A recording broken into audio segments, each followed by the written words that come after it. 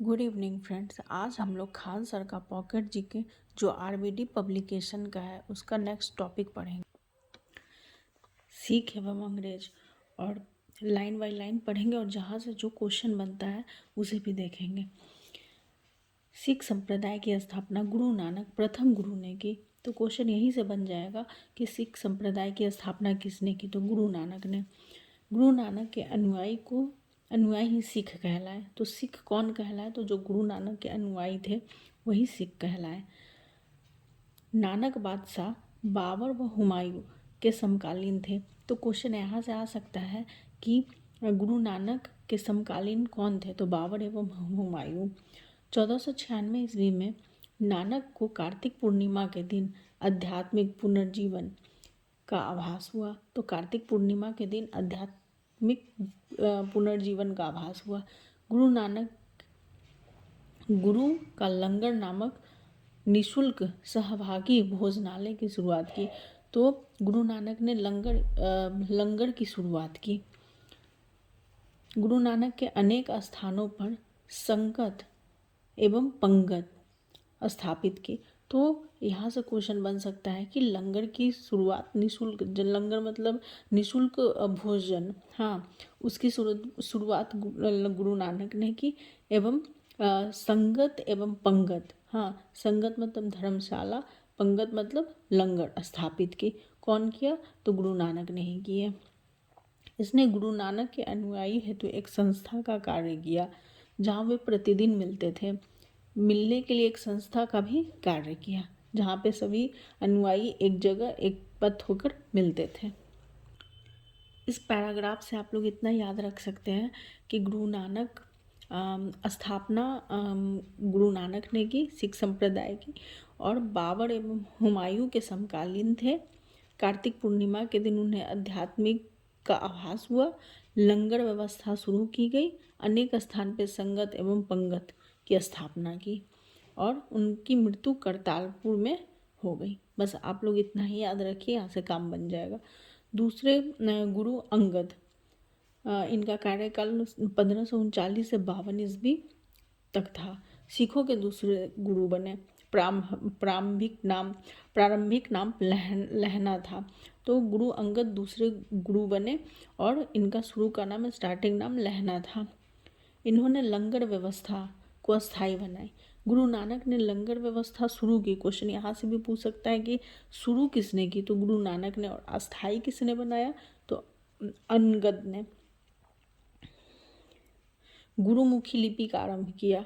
तो इन्हें लंगर व्यवस्था को अस्थायी बनाया, गुरुमुखी लिपि का आरंभ किया। गुरु अमरदास सिख के तीसरे गुरु बने। तो पहले गुरु गुरु नानक, दूसरे अंगद और तीसरे गुरु अमरदास थे। अमरदास ने हिंदुओं से अलग होने वाले कई कार्य किए, जैसे विवाह पद्धति को लवन जो है उन लोगों में बहुत प्रचलित होते हैं सिख लोगों में, उनकी शुरुआत की। अकबर ने गुरु अमरदास से गोविंदबाल जाकर भेंट की। अकबर जो थे वो अमरदास से, एक जगह है गोविंदलाल, वहाँ जाकर भेंट की और गुरु की पुत्री थी बीबी भानी, उनको कई गांव दान में दिए।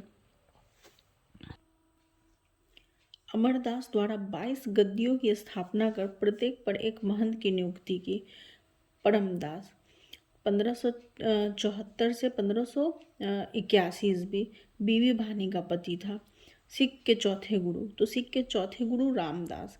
अकबर द्वारा बीबी भानी को 50 बीघा भूमि दी गई।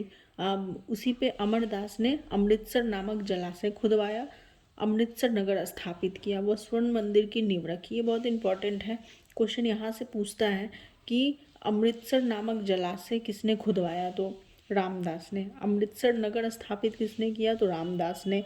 एवं स्वर्ण मंदिर की नींव किसने रखी, तो रामदास ने। और रामदास कौन थे, तो ये बीबी भानी के पति थे। और बीबी भानी कौन थी, तो अमरदास की पुत्री थी, जिसे अकबर ने कई गांव दान में दिए।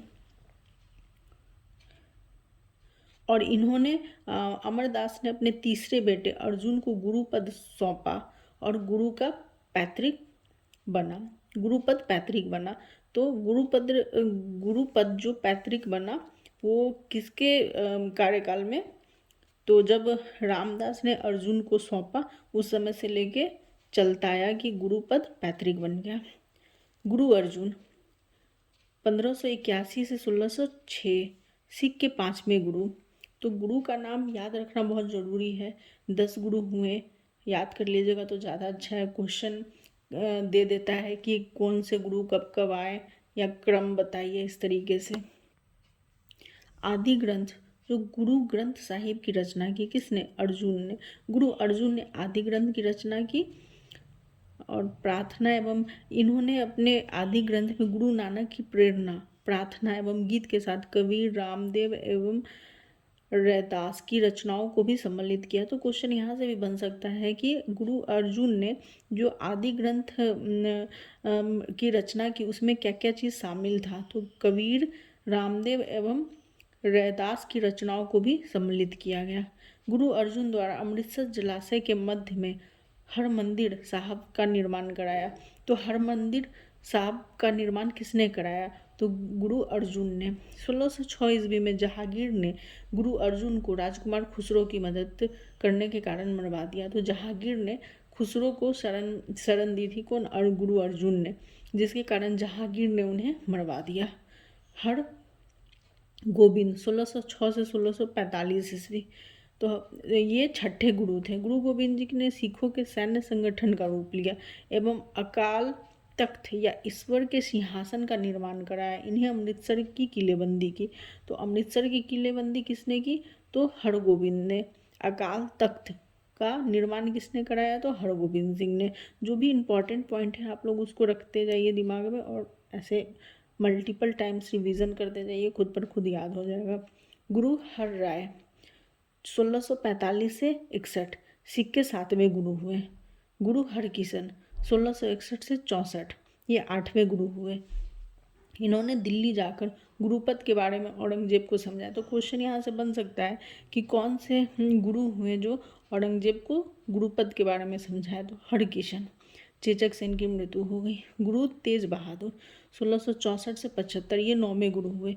ये ऐसे याद कीजिए कि नौवें गुरु जो जिन्होंने इस्लाम स्वीकार नहीं किया। नौवे मतलब नो, क्या नो? तो इस्लाम स्वीकार नहीं किया, ऐसे करके याद हो जाएगा। औरंगजेब ने इन्हें वर्तमान शीशगंज गुरुद्वारा के निकट मरवा दिया।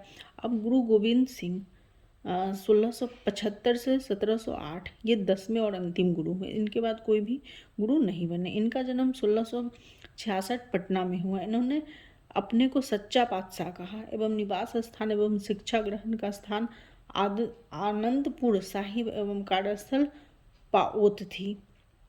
तो यहाँ से बीपीएससी में क्वेश्चन पूछा गया है कि इनका जन्म कहाँ हुआ था? तो 1666 में पटना में हुआ था। इन्होंने सिख के लिए 5 ककार अनिवार्य किए। कौन कौन सा थे? केस, कंघा, कृपान, कक्ष और कड़ा रखने की अनुमति प्रदान की।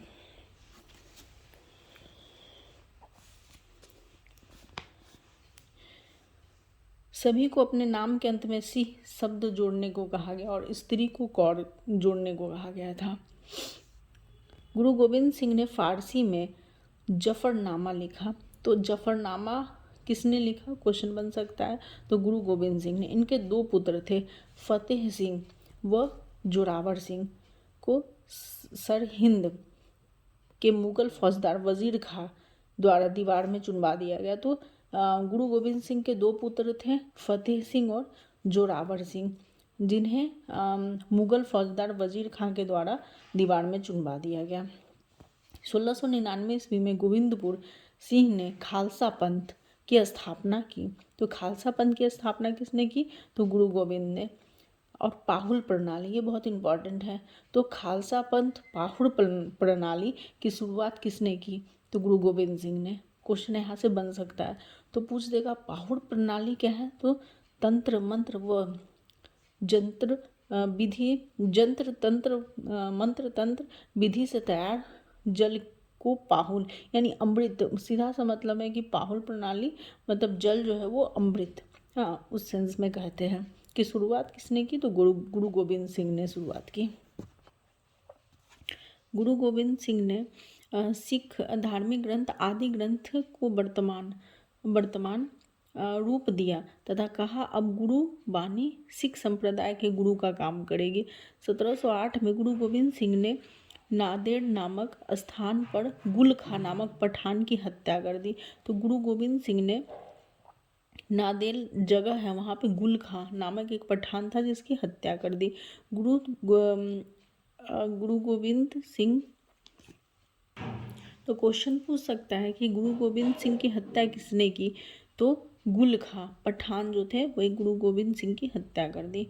उनके मृत्यु के उपरांत सिख का नेतृत्व बंदा बहादुर, जिन्हें लक्ष्मण देव कहते हैं, उन्होंने की। तो गुरु गोविंद सिंह की मृत्यु के बाद बंदा बहादुर ने सिख का नेतृत्व किया। जन्म 1670 ईस्वी में रजौली गांव में हुआ। इनके पिता रामदेव भारद्वाज राजपूत थे। तो गुरु गोविंद सिंह की मृत्यु के बाद बंदा बहादुर ने सिख संप्रदाय का नेतृत्व किया।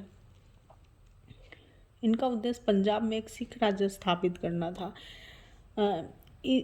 इन्होंने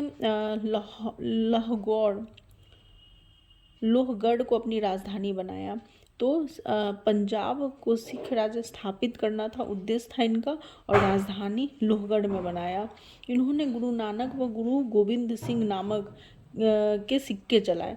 तो गुरु नानक व गुरु गोविंद सिंह नाम के सिक्के चलाए किसने? बंदा बहादुर ने। तो उद्देश्य क्या था? तो पंजाब में एक सिख राज्य स्थापना करना था। गुरु नानक व गुरु गोविंद सिंह नामक सिक्के चलाए। बंदा बहादुर ने सरसिंह के मुगल फौजदार वजीर खां की हत्या कर दी। तो बंदा बहादुर ने जिन्होंने गुरु नानक के पुत्र को दीवार में चुनवाया था, कौन? वजीर खां, उनकी ये हत्या कर दी। मुगल बादशाह फर्रुख सियर के फरमान पर 1716 में बंदा सिंह की गुरु दासपुर नागल नामक स्थान पर हत्या कर दी गई। तो फर्रुख सियर के फरमान पर किसकी हत्या कर दी गई? बंदा सिंह की हत्या कर दी गई। बंदा बहादुर ने सहदरा, जो कलगढ़ी नाम से विख्यात है, 1000 मुगल सैनिकों को मौत के घाट उतरवा दिया। नादिर शाह 1739 और आदम शाह अब्दाली, ये दोनों आक्रमण पंजाब पर किए, जिससे पंजाब में सिख शक्ति की काफ़ी हानि हुई। तो किसने आक्रमण किया? तो नादिर शाह और अहमद शाह अब्दाली ने, जिससे सिख की शक्ति पे काफ़ी हानि पहुंची। बंदा के मरने के बाद सिख कई छोटे छोटे टुकड़ों में बट गए। जब बंदा बहादुर मर गए तो सिख जो थे वो कई छोटे छोटे टुकड़े में बट गए। 1748 ईस्वी में नवाब कर्पूर सिंह ने सभी जत्थों के रूप में संगठित किया तथा उन्हें दल खालसा का नाम दिया। दल खालसा को जस्सा सिंह आहलूवालिया के नेतृत्व में रखा गया। तो जब बंदा बहादुर मर गए तो सिख के कई छोटे छोटे टुकड़े में बट गया। तो इसको एक साथ संगठित करने का कार्य नवाब कर्पूर सिंह ने किया। 1753 ईस्वी में दल खालसा ने राखी प्रथा की शुरुआत की। तो राखी प्रथा की शुरुआत किसने की? तो दल खालसा ने। इसके अंतर्गत प्रत्येक गांव के उपज का 5वां भाग लेकर दल खालसा उसकी सुरक्षा का प्रबंध करता था। तो जो भी उपज होता था उसका 5वां भाग लेकर दल खालसा की सुरक्षा का प्रबंध करता था। इससे सिख का राजनीतिक शक्ति के रूप में उदय हुआ। दल खालसा को 12 दलों में बांटा गया। दल खालसा को कितने दलों में? तो 12 दलों में बांटा गया। जिसे मिसल कहा गया। मिसल अरबी भाषा का शब्द है जिसका अर्थ समान होता है। रंजीत सिंह, जिनका जन्म 2 नवंबर 1780 ईस्वी को गुजरावाला में सुकरचकिया मिसल के मुखिया महासिंह के यहाँ हुआ था। उनके दादा चरत सिंह ने 12 मिसलों में सुकरचकिया मिसल के प्रमुख स्थान दिलाया। 12 मिसल में जो प्रमुख थे वो सुकरचकिया मिसल, उनको ये दादा जो थे अरिजीत सिंह, इन्होंने प्रमुख स्थान दिलाया था। 1798-99 में रंजीत सिंह लाहौर का शासक बना। तो लाहौर का शासक कौन बना? तो रंजीत सिंह ने। सिख संप्रदाय की नींव 1799 में महाराजा रंजीत सिंह और लाहौर विजय अभियान के दौरान पड़ी। इनकी राजधानी लाहौर थी। 25 अप्रैल 1809 में चार्ल्स मेडकॉफ तथा महाराजा रंजीत सिंह के मध्य अमृतसर की संधि संपन्न हुई। तो अमृतसर की संधि कब संपन्न हुई? तो 25 अप्रैल 1809 में। किनके बीच? तो चार्ल्स मेडकॉफ तथा महाराजा रंजीत सिंह के बीच हुई। रंजीत सिंह के राज्य को 4 सूबों में बांटा गया। तो क्वेश्चन पूछ सकता है कि रंजीत सिंह के राज्य को कितने सूबों में बांटा गया और वो कौन कौन थे? तो 4 सूबों में पेशावर, कश्मीर, मुल्तान एवं लाहौर। रंजीत सिंह ने अमृतसर में स्थित हरमंदिर साहिब, गुरुद्वारा, स्वर्ण मंदिर का सौंदर्यीकरण किया। तो क्वेश्चन यहाँ से बन सकता है कि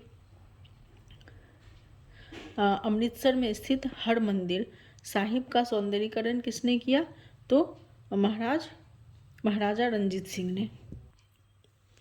रंजीत सिंह को शाह सूजा ने कोहिनूर हीरा भेंट किया। तो क्वेश्चन आ सकता है कि कोहिनूर हीरा किसने भेंट किया रंजीत सिंह को? तो शाह सूजा, जिसे नादिर शाह 1739 ईस्वी में दिल्ली से लूट कर ले गया। और नादिर शाह इसी कोहिनूर हीरा को दिल्ली से लूटकर 1739 ईस्वी में ले गया था। हरि सिंह नौला रंजीत सिंह के सेनापति थे। तो रंजीत सिंह के सेनापति हरि सिंह नौला थे। महाराजा रंजीत सिंह का विदेश मंत्री फ़कीर अजीजुद्दीन और वित्त मंत्री दीनानाथ था। तो ये सब पूछ सकता है कि उनके विदेश मंत्री कौन थे, उनके वित्त मंत्री कौन थे। तो ये आप लोग देख लीजिएगा तो ज़्यादा अच्छा रहेगा। रंजीत सिंह की मृत्यु 7 जून 1839 ईस्वी को हो गई। तो 1845-46 को प्रथम आंग्ल सिख युद्ध हुआ। तो क्वेश्चन यहाँ से आता है, मैच करने के लिए भी दे देगा कि प्रथम आंग्ल युद्ध कब हुआ? तो 1845-46 के में हुआ प्रथम आंग्ल युद्ध। और दूसरा आंग्ल युद्ध 1848-49 के मध्य द्वितीय आंग्ल युद्ध हुआ। तो प्रथम 1845-46 के मध्य प्रथम हुआ और द्वितीय 1848-49 के मध्य द्वितीय आंग्ल सिख युद्ध संपन्न हुआ। तो अंग्रेज एवं सिखों के मध्य हुई संधि। अब युद्ध हुआ तो उनके बीच में कौन कौन सी संधि हुई? तो लाहौर की संधि 9 मार्च 1846 में दोनों पक्षों में हुई। इसी के साथ प्रथम आंग्ल युद्ध समाप्त हुआ। तो लाहौर की संधि के साथ प्रथम आंग्ल युद्ध समाप्त हुआ। तो 1845-46 में प्रथम आंग्ल युद्ध हुआ और उसकी संधि उसके साथ जो संधि हुई लाहौर की संधि 9 मार्च 1846 को। द्वितीय युद्ध जो हुआ 1848-49 में, उसका भैरबाला की संधि 22 दिसंबर 1846 को हुई। इस संधि के अंतर्गत राजा दिलीप सिंह के संरक्षण के लिए ब्रिटिश सेना का प्रवास पंजाब में स्वीकार किया गया। मतलब राजा दिलीप सिंह के संरक्षण के लिए ब्रिटिश सेना को कहाँ रखा गया? पंजाब में रख दिया गया। 20 अगस्त 1847 ईस्वी को महारानी जिद्दा को राजा दिलीप सिंह से अलग कर दिया गया, यानी पति पत्नी को अलग कर दिया गया और 48,000 रुपये वार्षिक पेंशन देकर शेखपुरा भेज दिया गया। तो प्रथम चिलियान वाला की लड़ाई द्वितीय आंग्ल सिख युद्ध के दौरान सिख नेता शेर सिंह और ब्रिटिश कमांडर गफ के बीच लड़ी गई। तो चिलियावान की लड़ाई जो था वो कब लड़ा गया? तो द्वितीय आंग्ल सिख युद्ध के दौरान। इसमें सिख नेता शेर सिंह थे और ब्रिटिश कमांडर गफ के बीच लड़ी गई। तो क्वेश्चन बन सकता है तो कि चिलियान वाला की लड़ाई किनके बीच लड़ी गई? तो सिख नेता शेर सिंह और ब्रिटिश कमांडर गफ के बीच। द्वितीय लड़ाई गुजरात के चिनाब नदी के किनारे चार्ल्स नेपियर के नेतृत्व में अंग्रेज ने 21 फरवरी 1849 ईस्वी में लड़ी, जिसमें सिख बुरी तरह पराजित हो गए। 29 मार्च 1839 ईस्वी लॉर्ड डलहौजी की घोषणा के बाद संपूर्ण पंजाब को विलय ब्रिटिश राज्य में कर दिया गया। तो जब डलहौजी घोषणा किए उसके बाद पूरा पंजाब को ब्रिटिश राज्य में विलय कर लिया गया। महाराज दिलीप सिंह को 50,000 पाउंड की वार्षिक पेंशन देकर शिक्षा प्राप्त करने हेतु इंग्लैंड भेज दिया गया। तो दिलीप सिंह को शिक्षा प्राप्त करने के लिए इंग्लैंड भेज दिया गया। कितना? तो 50,000 पाउंड देकर। एवं प्रसिद्ध हीरा कोहिनूर को महारानी विक्टोरिया को भेजा गया, और कोहिनूर हीरा जो तो वो महारानी विक्टोरिया को भेज दिया गया। विरासत ए खालसा नामक संग्रहालय आनंदपुरा साहिब में स्थित है। तो यहाँ से क्वेश्चन आता है कि विरासत ए खालसा कहाँ संग्रहालय जो है वो कहाँ पे स्थित है, तो आनंदपुरा साहिब में। और हेमकुंड साहिब गुरुद्वारा उत्तराखंड में है। तो ये क्वेश्चन बहुत बार पूछा है कि हेमकुंड साहिब गुरुद्वारा कहाँ पे स्थित है। यहाँ पंजाब भी रहता है, तो ध्यान से लगाइएगा, उत्तराखंड में है। कैसा लगा ये टॉपिक आप लोग ज़रूर कमेंट में बताइए।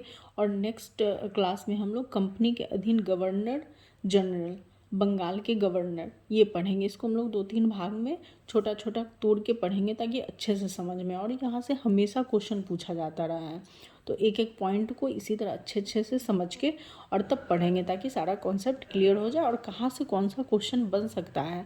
और इसे हमेशा एग्ज़ाम में पूछा जाता है और हम लोग हमेशा गलत कर देते हैं। तो इस चैप्टर को नेक्स्ट क्लास में देखेंगे, आप लोग ज़रूर देखिए।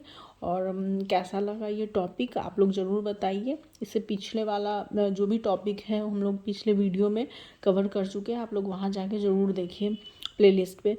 और आप लोग को कैसा लगा कमेंट में बताइए प्लीज़। अच्छा लगा तो चैनल को लाइक, सब्सक्राइब और शेयर ज़रूर कीजिए। Thank you.